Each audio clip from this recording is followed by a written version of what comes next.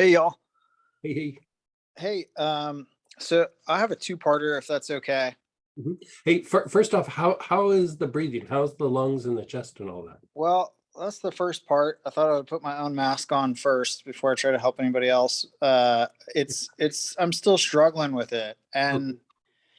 I was gonna say like there are like moments where I feel like I've been like punched like right in the diaphragm or in the solar plexus. Like it almost feels like that. Like if I press it, it's really tender.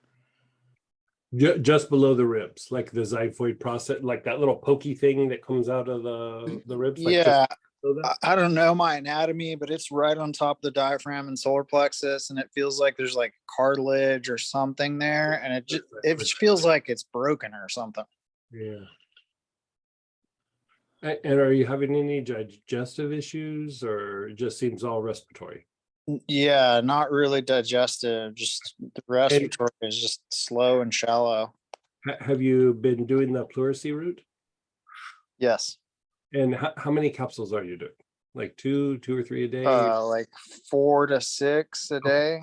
It's Okay. been And maybe did that help two very much, weeks. or did that not help? I don't know. I mean, I didn't notice like a dramatic change of any kind. Yeah. I've been breathing the hyssop a lot. I've been breathing larch a lot. Gilead, and sometimes I'll breathe it and I'll feel like a energetic improvement. But I mean, a few hours later, I may notice the same troubled breathing.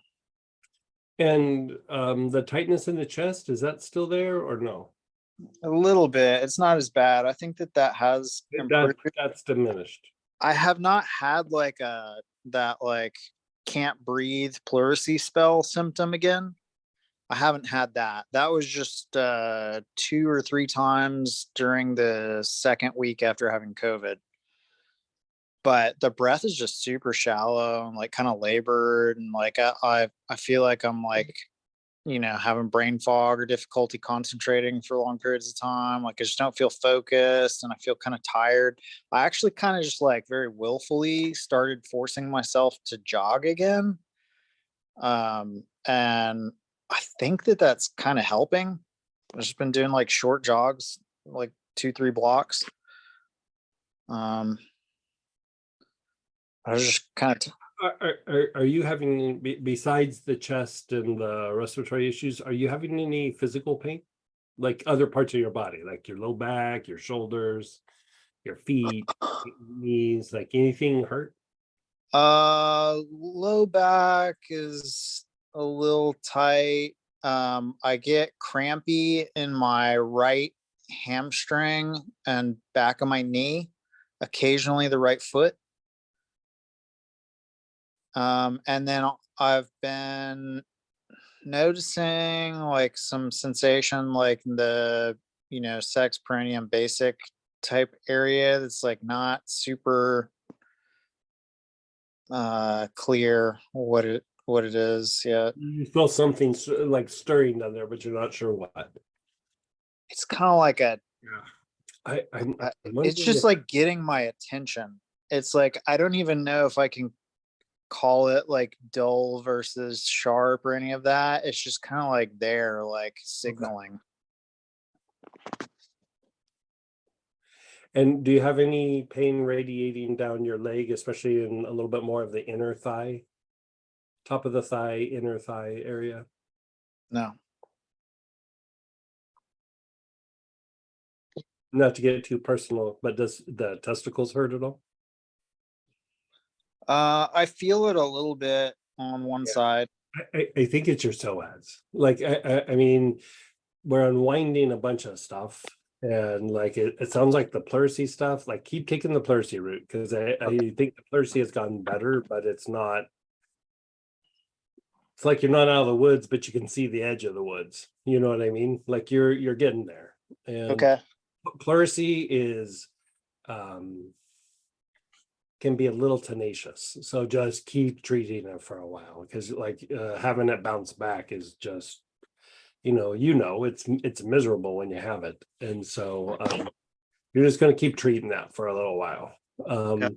But this is the issue. Like I think when we were talking about this earlier, like several times ago, that this was one of the things that was happening with some of the people who were having what they call like long COVID or whatever it is, where they're still having symptoms significantly after COVID. Was they were having like tightness in the chest, they were having some other symptoms, but several of the people that I consulted for, like they were having like issues with like either radiating pain down their leg, or their legs were going to sleep, something like this. And any time where you've really had to struggle with the breath, it throws the nervous system off. That's for one. And then two is the three areas that get hit the hardest with something like that is your psoas, your diaphragm, and then some of the stuff in the throat, and mostly the sternocleidomastoid, but also like the swallowing mechanism and things like that. And so I think the upper part is probably okay for you, but I mean, you're definitely sounding like you're having diaphragm issues, and then some psoas issues. And the psoas, like the thing that's hard about the psoas is like you could take 5 people that have like the same amount of tension in their psoas, like you could say they have the same like tension or issue in the psoas, but the symptoms will manifest different for each person. Like so you just almost have to go on this like little hunting trip, like, is this happening, is this happening, is this happening?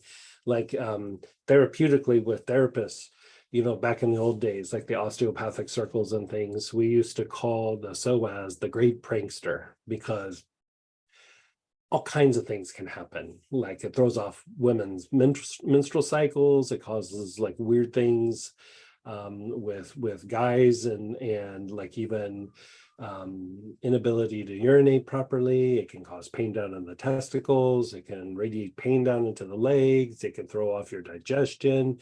It will even throw off like lymphatic function, like for the whole body, just because the psoas is all acted up.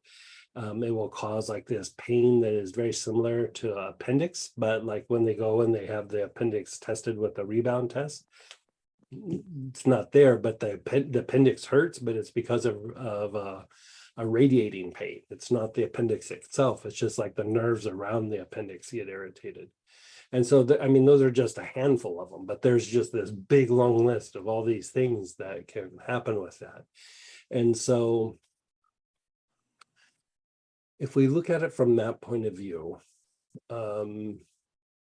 has your body been real hot? Like you feel inflamed? Like, are you losing a little bit of like your superficial, like muscle tissue? Like if you were to push, does it feel like it's a little inflamed or a little bit hot, or else lost a little bit of tone? You know what I mean? Like there would be like a normal tone there, but it feels like it's a little like lacking. Like you can push through it and then hit the muscle. Yes. Okay. Yeah. So this is what I do. I would like to put you on like a little regiment for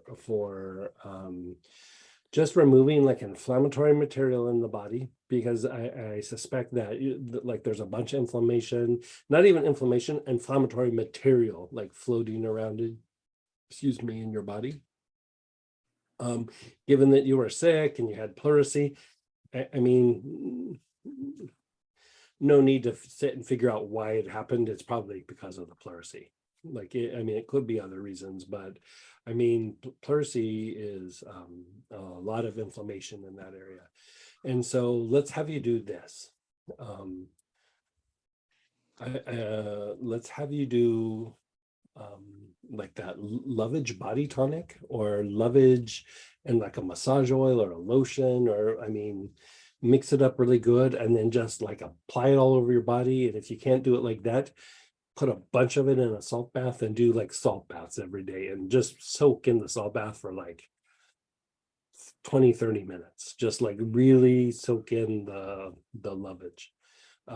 If you can put it on topically, I would do that. Like you can hit the areas that you're feeling discomfort, but I mean, I think it's also important just to kind of cover the body. Like you just want to clean everything up.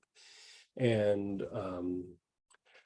let's have you do that and continue with the pleurisy route, but let's also have you go to something in the herbal realm instead of the oils. You know, because I think we've hit some of the oils that would potentially loosen up the diaphragm and the psoas, but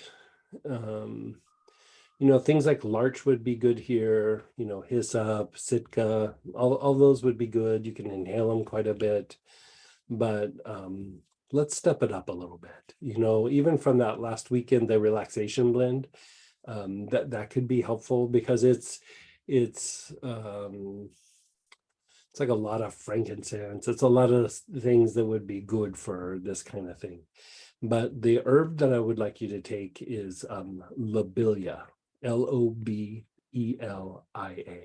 lobelia. And again, you're not going to find it in a health food store. Go on Amazon, get it in capsules. Don't get tincture, don't get a homeopathic, get like just straight up old school capsules. And let's have you start with like one in the morning, one in the evening. And you don't want to take too much of that just because if you take too much of it, I mean, you would have to take a lot, but it would actually make you empty out your stomach, like you would throw it up. And so a capsule twice a day is not going to do it, but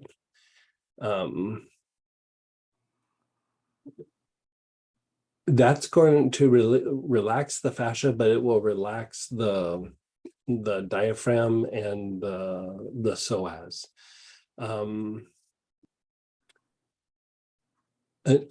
Oils like Ami Visnaga and Anula, I mean, those should help, but I think we're needing to step it up a little bit. Like this has been going on for a while, and I think with the pleurisy, you really had to struggle to breathe, and it's so wound up. Let's do a little bit of a shotgun approach. So keep using those oils, but let's get some lobelia in you. Okay. Yeah. And then like every night when you go to bed, you know, with pranic healing, a lot of green into your diaphragm itself. Like just both hands up and for like several minutes, you know, just visualize, not in the solar plexus, like kind of up, like, you know, kind of through the solar plexus, but up, like, you know, like this. Uh-huh. And for like 5 to maybe 10 minutes, 5 to 8 minutes, something like that, like a really long time. Just fill up that diaphragm with a bunch of green. Actually, if you want to get fancy about it, do the delicate regeneration, greenish yellow, greenish violet. Do that because it would have the benefit of green, but it's also a bit re-educating to the nerves. And so I'd actually go that route. Okay. But just like, you know, it feels like, oh, I feel done. Keep pushing it a little bit, like until you feel like energetically kind of full. You might not. A lot of times when the nerves, because the diaphragm is going to throw off like the autonomic nervous system, and then it throws off the somatic nervous system. Like it starts these like chain reactions. And you know, the thing is when somebody's gone through like a health crisis or like an accident or an injury or something like that, you know, there's the things that we look at that are like, hey, there's these symptoms and this got injured and this is going on, but you just start going through and just start treating things and correcting things. Like even if they don't seem like they're related, you still treat them, because the big issue is sometimes that if the parasympathetic part of the nervous system, which is tied to rest and repair, gets really thrown out of whack, you'll start to have these weird symptoms in the body that don't seem to have any correlation with each other. The correlation is it's because the parasympathetic nervous system is not functioning. Like it's like depleted, it's lost some tone, and it just starts doing these like weird things in the body. Every once in a while with something like that, I'm not saying we're going to do this right now, but one of the things that we also do is we would treat you with probably a little bit of potassium, like just like a tablet or two a day. But have you been like real thirsty or anything like that, like excessively thirsty or crampy? I've kind of like gone back and forth from being like super thirsty and just wanting like ice cold stuff, and then noticing like I'm not drinking very much water other days. Okay, let's see how this treats you, but we might put you on, try drinking things that have electrolytes in it, right? Just Okay. even if it's like Gatorade or whatever that one is. What's the one in there? Like the I have some electrolyte capsules, Yeah, like just in perfect. cap. Yeah. Try doing that, or the cell food or the Pedialyte, or anything where you're getting that. And um with potassium, you think of bananas, but like have a baked potato like 2 or 3 nights in a row, and there is twice as much potassium in a baked potato than there is in a banana. So like just chow down on some potatoes for a little while, but like baked, like not fried. Okay.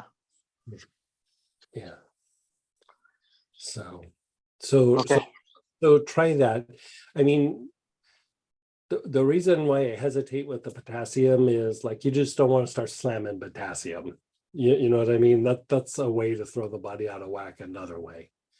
And so let's try doing it with some food and just balancing some of these things out. But the thirst issue, there's some electrolyte issue there, and it's probably potassium. It could be other things, but it could be the potassium. But as you go through and you normalize these things, it might start to regulate. I'm starting to suspect that, because I've been reading up on like the long-term effects of like COVID and vaccine stuff, and just to see like, are there things that are popping up that we need to address and treat.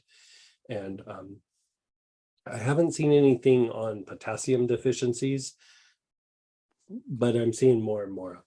Like for whatever reason, people are having more potassium deficiencies than so it can start affecting like your blood pressure and heart rate and all those kinds of things. And so again, it's not something we just want to start slamming. Like you try to do it in ways like with food and with just electrolytes and making sure that that's going okay. But then we do that with you. We put you on potassium for like about a week.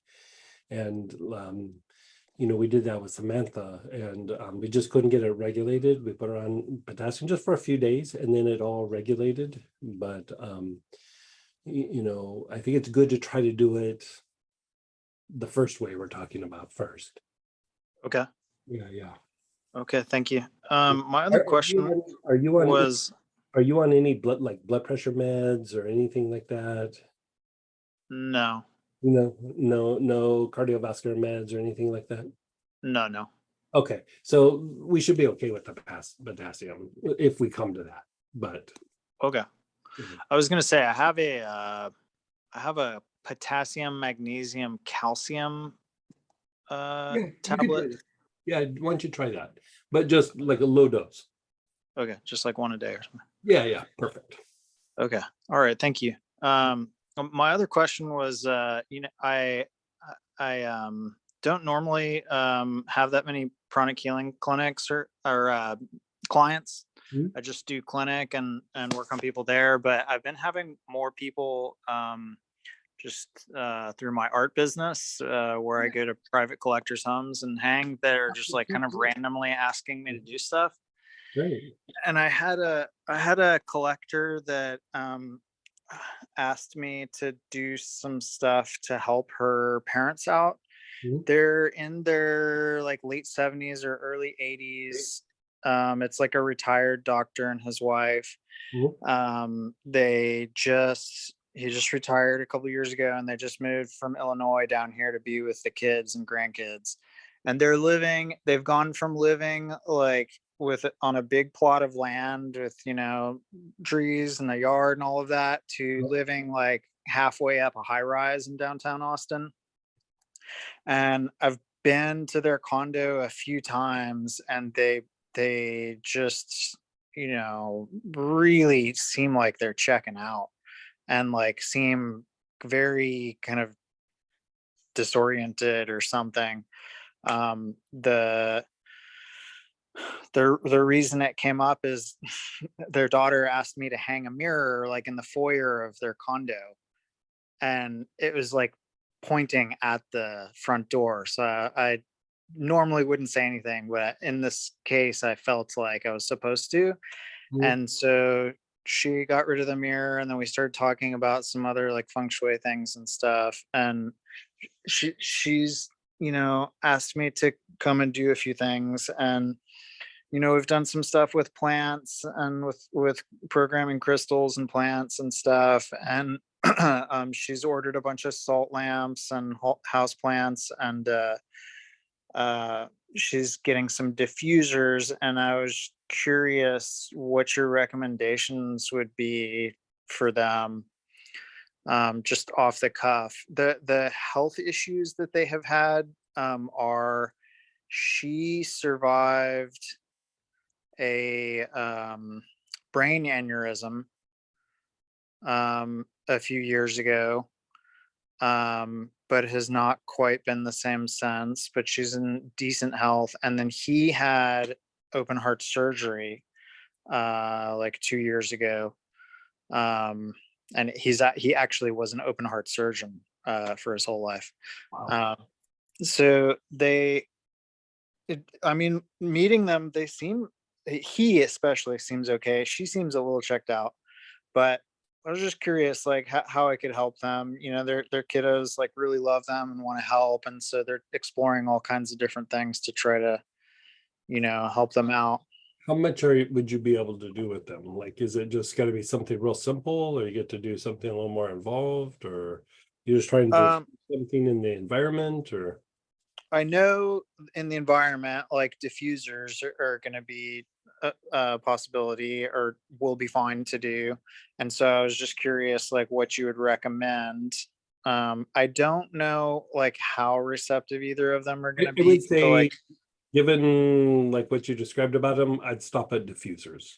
Like I'd okay, like you don't want to shoot yourself in the foot by trying to push too much with somebody who's like already like, I don't know, like yeah, they get your foot in the door, and then like afterwards, like if they're like, hey, I'm feeling really good, what can I do next, then you can do it, but don't like push it too hard.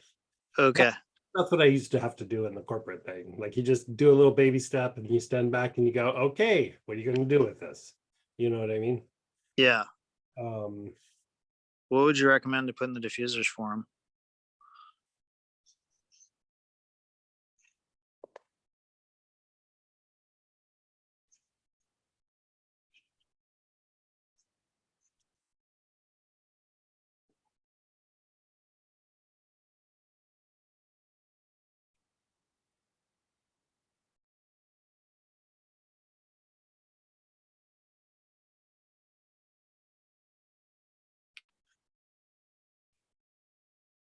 I would probably do large. I like large for both of these for a couple of reasons. So for one, helps with respiratory stuff, helps with protecting the respiratory tract, which is good for the side effects and the exposures that come with COVID, and if they're using masks, not using masks, it's protective to the respiratory tract somewhat. Then on another level, it really helps to reduce like a certain kinds of stress in the body. And like when we talk about stress, like I kind of like go, oh, there's this kind of stress and there's that kind of stress, and yada yada yada, right? And like a lot of times why I'm saying it like that is, you don't need to like listen to me like follow the bouncing ball as I go down some weird rabbit hole. You know what I mean? Like Uh, a bunch of anatomy, physiology. But let me just say it in like a really kind of simple way. Like that You could say like the different kinds of stress, you can almost track like how somebody's cognitively processing something, or like their emotions, or a lot of times by looking at the reflection of how their nervous system is functioning and interacting with the world, or sometimes because of things that have happened, like each piece of the nervous system has like this little function. And so when a person's having difficulty in that area, a lot of times it's not a psychological issue, it's because of psychological pains and traumas, but it's hit the nervous system and it's causing the nervous system to function in a particular way that then affects their thoughts, their feelings, their behaviors, their words and all that. And so there's been times where I've thrown out the term like toxic stress. And when I say toxic stress, it usually, what I try to keep it to is like, it's a kind of stress that will really kind of greatly impact your physiology to the point where it can potentially even cause like health issues. Like it's that kind of level of stress. And it's not because there's like so much, it's reached this tipping point. It's about where the stress is hitting is actually more appropriately like being said. And the area that can really throw the body out of whack is when the stress is really hitting the motor nerves of the somatic nervous system.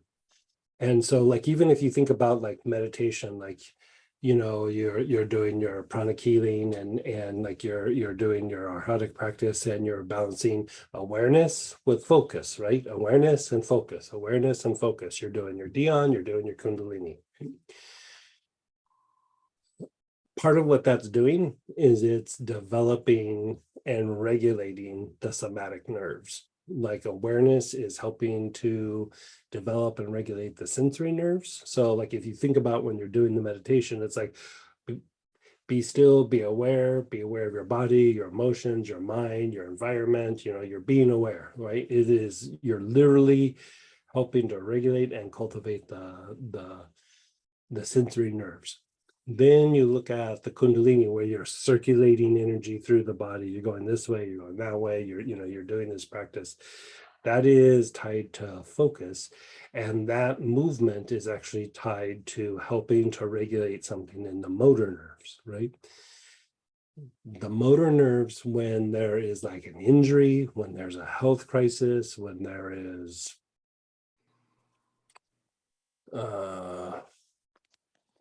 injury and health crisis is pretty good. It could be a really severe psychological event. It could be just a lot of wear and tear through the years. I mean, sometimes there's like deficiencies, like mineral deficiencies and things that can throw it off. But the thing that in situations where you have one that had an aneurysm, and then you have the other one that had open heart surgery, those are both really significant events, like really significant. And not just the incident itself, but the treatment to help deal with that also like was needed, but also kind of had an effect on the body. And so with that is literally what I would call toxic stress, not because of the way they were thinking, not because of the way they're feeling, but their body went through such an ordeal that the motor nerves are greatly impacted. And the reason why it's such an issue is it's the part of the nervous system that is voluntary. It is where you process something and then you're taking action. You're doing something in the world, right? And so those motor nerves, they're tied to surviving, they're tied to trying to thrive, they're trying to avoid pain, whatever it is. It's just, it starts to be a lot on that part of the nervous system. diffusing larch, applying larch to the body, inhaling larch, taking larch salt baths, I even take a little bit of larch internally from time to time. And it's just constantly just stepping down the stress that impacts those somatic nerves, but specifically the motor nerves. And you could say that, like, when it's really an issue, issues in the body can be magnified, but it causes the mind to get a bit more fixated, like when the motor nerves have had a lot of stress. And so that kind of like fixation means that you're not paying attention to the environment. You're like a little bit in your own world. You're not really interacting with the outer world like quite like you should. You start grinding on things maybe a little bit. There's all these kind of things. Like, you could almost say it's like a precursor to like OCD, but it doesn't always go to OCD. But it's in the wheelhouse, you could say. And so when you see, like, they're a little bit disoriented, they're a little bit checked out, it sometimes isn't like they're just spacing out. Like, how like sometimes you see a little kid and they're just looking out the window and they're kind of daydreaming. It's that their mind gets like so focused on what it is that they don't really notice the things going around them. So it comes across as like being checked out, but it's like almost like an over fixation, you could say. And so she might be a little bit checked out. Like, that might just be a little dissociation, like, given the aneurysm.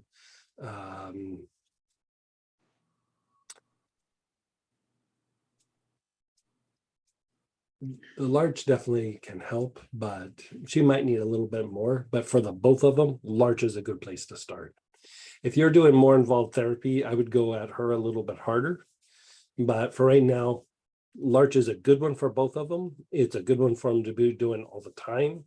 If they would even wear it a little bit, which I doubt they would, but if they'd wear it a little bit, that would be great. But like, just diffuse it in the house like around the clock, as much as they can handle it, I would do it. And you could just tell them it's for preventing colds and flus, which it does, and for stress, or just for relaxation, or whatever it is, because it does all that too. But it's not why we're giving it to them. We're giving it to them for this other component. Okay. I think it hits a lot of things. It hits a lot of markers.